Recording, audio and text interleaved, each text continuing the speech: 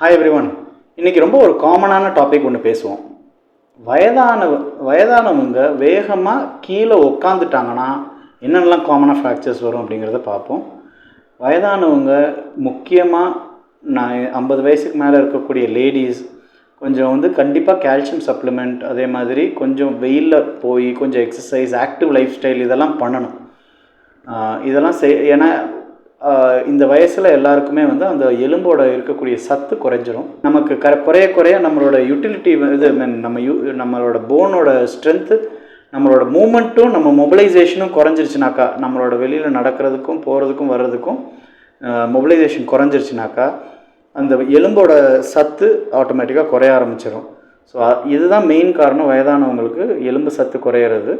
இந்த எலும்பு சத்து குறையிறதுனால ஃபால்ஸ் ரொம்ப காமனாக ஏஜில் இருக்கும். டக்குன்னு கீழே விழுந்துருவாங்க. ஸோ கீழே விழுந்த உடனே ரொம்ப காமனாக பாதிப்படைகிறது இடுப்பில் இருக்கக்கூடிய எலும்பு.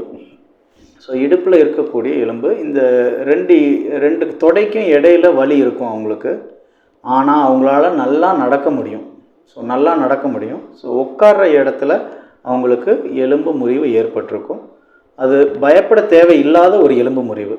ஸோ அது தாராளமாக அவங்க வலி மட்டும்தான் தொந்தரவாக இருக்கும். அந்த வலி மட்டும் இருக்கக்கூடிய தொந்தரவு 1.5 மாதத்துலேருந்து 2 மாதம் வரைக்கும் கொஞ்சம் கொஞ்சமாக குறைஞ்சி நின்றும். ஸோ இந்த வலியை மட்டும் நம்ம ரிலீவ் பண்ணிட்டோம்னாக்கா அவங்கள படுத்த படுக்கையாக வைக்கணுங்கிறது தேவையில்லை.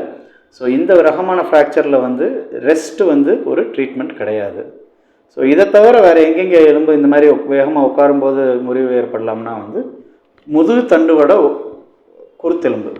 ஸோ இந்த வால் பகுதின்னு சொல்லுவாங்க. முதுகு தண்டோட குருத்தெலும்பு, வால் பகுதி இது எல்லாமே ஒன்று தான். ஸோ இந்த இடத்துல ஒரு எலும்பு முறிவு ஏற்படலாம். அந்த இடத்துல எலும்பு முறிவு ஏற்பட்டால் சில பேருக்கு இங்கே ஒரு ஜவ்வு இருக்குது, முக்கியமான ஜவ்வு, சேக்ரோகாக்சிஜியல் லிகமெண்ட்னு சொல்லுவோம். One of the very strongest ஜவ்வுகள் நம்ம உடம்புல. ஸோ அந்த ஸ்ட்ராங்கஸ்ட் ஜவ்வு நமக்கு அதை அடிபட்டுச்சுன்னா நமக்கு அந்த ஜவ்வில் ரத்த ஓட்டம் ரொம்ப கம்மி. ஸோ அதனால் அந்த ஜவ்வு திரும்ப ரீஜென்ரேட் ஆகிறதுக்கு ரொம்ப டைம் ஆகும். ஸோ அதனால் இந்த ஜவ்வுகளை கிழிஞ்சதுன்னா நமக்கு மேபி ஒரு லோக்கல் இன்ஜெக்ஷன், அதே இடத்துல போடுற இன்ஜெக்ஷன் தேவைப்படலாம், இல்லைன்னா ரெஸ்ட் தேவைப்படலாம். இதெல்லாம் இருந்ததுன்னா நமக்கு கொஞ்சம் அந்த ஜவ்வு ரீஜென்ரேட் ஆகிறதுக்கு நம்ம டைம் கொடுக்கணும். முதுகு தண்டுவட எலும்பு உடஞ்சதுன்னா பெரிய பயம் கிடையாது. அது அப்படியே இருந்தாலும் கொஞ்சம் வலிகள் தொந்தரவு மட்டும் இருக்கும். அதுவாக சேர்ந்துடும். மோஸ்ட்லி இந்த இடத்துல இருக்கக்கூடிய எலும்பு அதுவாக சேர்ந்துடும். ஸோ அதுக்கும் அறுவை சிகிச்சைகள் பெருசாக எதுவும் தேவைப்படாது.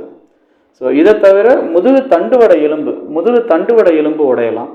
ஸோ அந்த முதுகு தண்டுவட எலும்பு அமுங்கி உடஞ்சதுனாலும் அப் டு 50% வரைக்கும் அதுக்கு எந்த விதமான சர்ஜரியும் தேவைப்படாது. ஸோ முதுகு தண்டுவட எலும்பு மைல்டாக அடிபட்டுச்சுன்னா ஒரு பெல்ட் போட்டுட்டு அவங்கள மூவ் அரவுண்ட் பண்ண விட்டுருவோம். ரெஸ்ட்டு அவங்களுக்கு கொஞ்சம் கொடுக்குற மாதிரி இருக்கும். ஸோ இதெல்லாமே உங்களுக்கு வேகமாக ஒருத்தவங்க உட்காந்தாங்கன்னா வரக்கூடிய ஃப்ராக்சர்.